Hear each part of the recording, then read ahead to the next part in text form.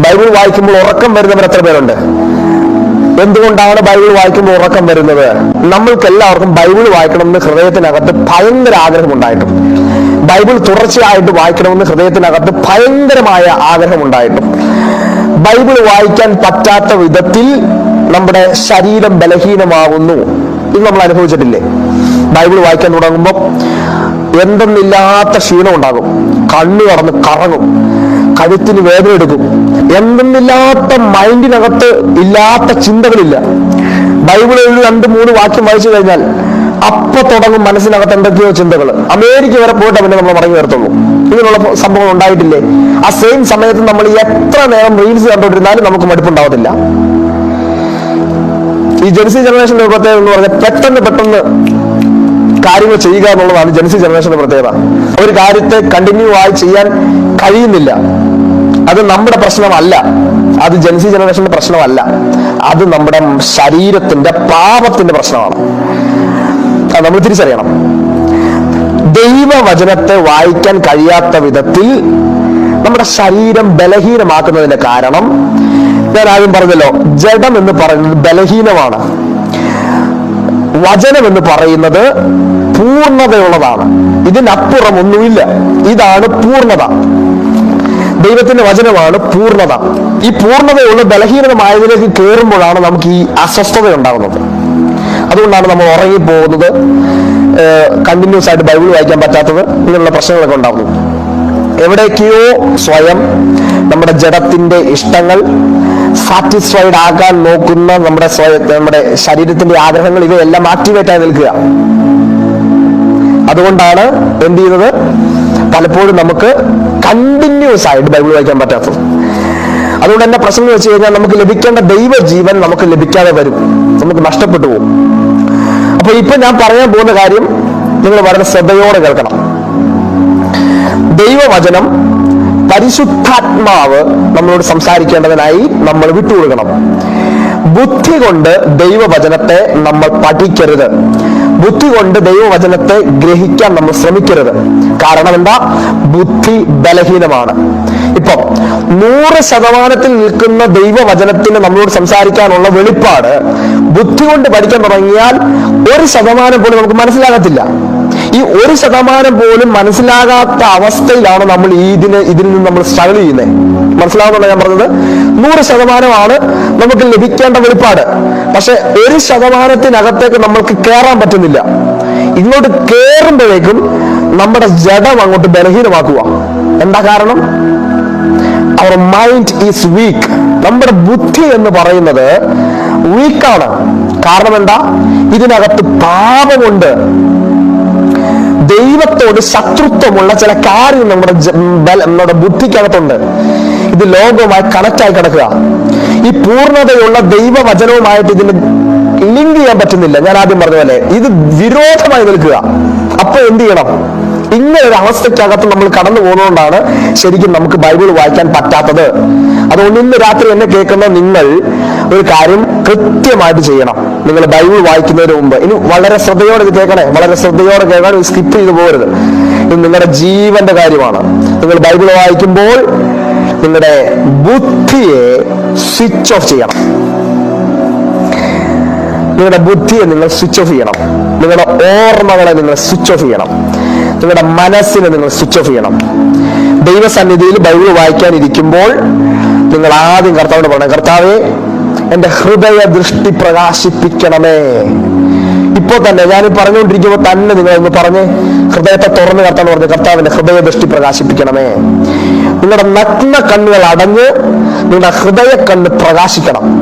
നഗ്ന കണ്ണിന്റെ പ്രത്യേകത ലോകത്തോട് കണക്റ്റായി ബലഹീനമായി നിൽക്കുമ്പോൾ നിങ്ങളുടെ ഹൃദയ കണ്ണ് പ്രകാശിക്കപ്പെടുമ്പോഴാണ് ദൈവവചനത്തിന്റെ സത്യങ്ങൾ നിങ്ങൾക്ക് വെളിപ്പെട്ടു വരുന്നത്.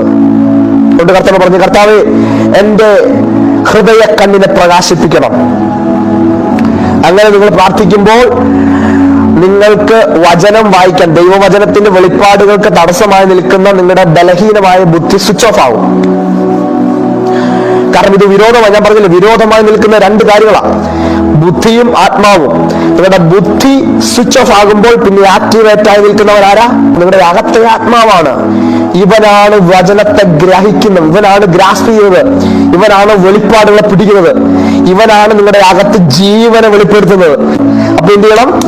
ഇന്ന് മുതൽ എന്നെ കേൾക്കുന്ന നിങ്ങൾ നിർബന്ധമായിട്ടും നിങ്ങളുടെ ബുദ്ധിയെ സ്വിച്ച് ഓഫ് ചെയ്യുക, ഓർമ്മ ശക്തികളെ സ്വിച്ച് ഓഫ് ചെയ്യുക, നിങ്ങളുടെ ബലഹീനമായ സകല കാര്യങ്ങളെ സ്വിച്ച് ഓഫ് ചെയ്യുക. പറ്റുമെങ്കിൽ നിങ്ങളുടെ ഫോൺ ഒന്ന് സ്വിച്ച് ഓഫ് ചെയ്യുക, അല്ലെങ്കിൽ സൈലന്റ് ആക്കുക. ഏതെങ്കിലും വേറെ ഒരു റൂമിൽ കൊണ്ടുപോയി കുത്തിയിടുകയോ അല്ലെങ്കിൽ എന്തെങ്കിലും ചെയ്യുക, മാറ്റി എറിഞ്ഞു വെക്കുക.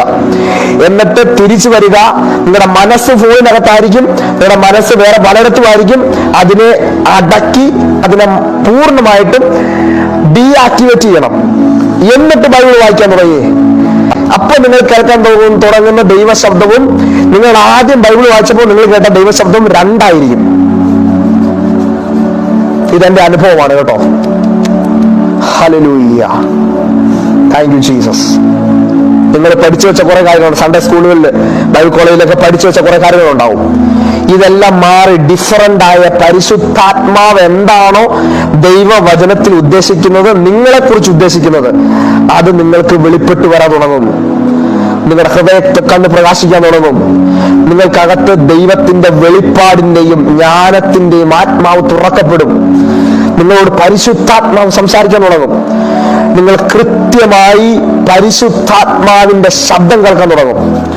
ആ കേൾക്കുന്നത് നിങ്ങളുടെ ബുദ്ധിയല്ല, നിങ്ങളുടെ ബുദ്ധി കൊണ്ടല്ല കേൾക്കുന്നത്, നിങ്ങളുടെ ഹൃദയം കൊണ്ടും നിങ്ങൾക്ക് നിങ്ങളുടെ ജീവിതം കൊണ്ട് പഠിച്ചു തീർക്കാൻ പോലും പറ്റാത്ത നിലവാരത്തിലുള്ള ആഴമേറിയ ദൈവശബ്ദങ്ങളെ സ്വർഗം തുറക്കാൻ തുടങ്ങും. അവിടെയാണ് നിങ്ങളുടെ ആത്മീക വളർച്ച സ്റ്റാർട്ട് ചെയ്യുന്നത്. അതിന്റെ പേരാണ് ജീവന്റെ അപ്പം. എന്നെ തിന്നുന്നവൻ എൻ മൂലം ജീവിക്കുമെന്ന് വചനം പറയുന്നില്ലേ? ആ അനുഭവം ഉണ്ടാകുന്ന ഇവിടെയാ. ആത്മാവും ജീവനുമായ ദൈവവചനമെന്ന അപ്പം. ബുദ്ധി കൊണ്ടല്ല, ബലഹീനമായ ബുദ്ധി കൊണ്ടോ ബലഹീനമായ പ്രവൃത്തികൾ കൊണ്ടോ അല്ല, ഓർമ്മകൾ കൊണ്ടല്ല, മുമ്പേ നമ്മൾ പഠിച്ചു വെച്ച ജ്ഞാനം കൊണ്ടല്ല, പരിശുദ്ധാത്മാവ് തന്നെ. ഈ ദൈവവചനം എഴുതിയ പരിശുദ്ധാത്മാവിനാണ് ഈ വചനം എഴുതിയിരിക്കുന്നത്. അതിന്റെ ആഴങ്ങളെ പരിശുദ്ധാത്മാവ് വെളിപ്പെടുത്തി തന്നുകൊണ്ടിരിക്കും. അതിനെയാണ് ദൈവവചന പ്രകാശനം എന്ന് പറയുന്നത്, ഹൃദയദൃഷ്ടി പ്രകാശിക്കുക എന്ന് പറയുന്നത്. അതിനെയാണ് വെളിപ്പാടുകൾ എന്ന് പറയുന്നത്. ഹല്ലേലൂയ. നമുക്ക് അങ്ങനെ തീരുമാനിക്കാം. അങ്ങനെ നിങ്ങൾ ബുദ്ധി സ്വിച്ച് ഓഫ് ആകുമ്പോ നിങ്ങൾക്ക് ഉറക്കം വരാൻ തുടങ്ങത്തില്ല, നിങ്ങൾക്ക് ഡിസ്റ്റർബൻസ് ഉണ്ടാകത്തില്ല. കാരണം എന്താ? ഈ ഉറക്കം വരാൻ കാരണം നമ്മുടെ മൈൻഡ് ആക്ടിവേറ്റ് ആയി നിൽക്കുന്നുണ്ട്, നമ്മൾ സ്വയം ആക്ടിവേറ്റ് ആയി നിൽക്കുന്നുണ്ടല്ലേ. അതിനെ ക്രൂശിച്ചോ, അതിനില്ല, അതിന്റെ പ്രവർത്തിക്കുന്നില്ല. അതുപോലെ ഇതിനെല്ലാം സ്വിച്ച് ഓഫ് ആക്കി നമ്മളങ്ങ് വെക്കണം, ഇതിനങ്ങോട്ട് അടക്കണം. എന്നിട്ട് ബൈബിൾ വായിക്കാൻ തുടങ്ങിക്കോ.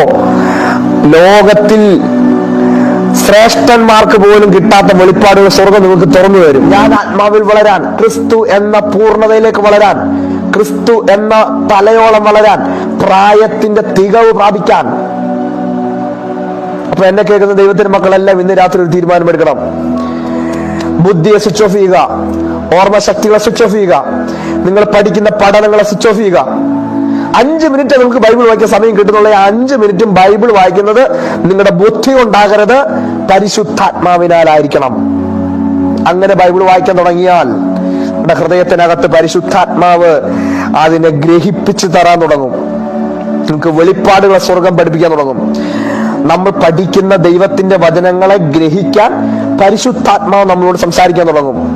നമുക്ക് അതിൽ നിന്നും ഫലങ്ങൾ ഉണ്ടാകാൻ തുടങ്ങും. ഈ പ്രവൃത്തിയാണ് ഒരു ദൈവ പൈതലിനെ ആത്മപൂർണനാക്കുന്നത്.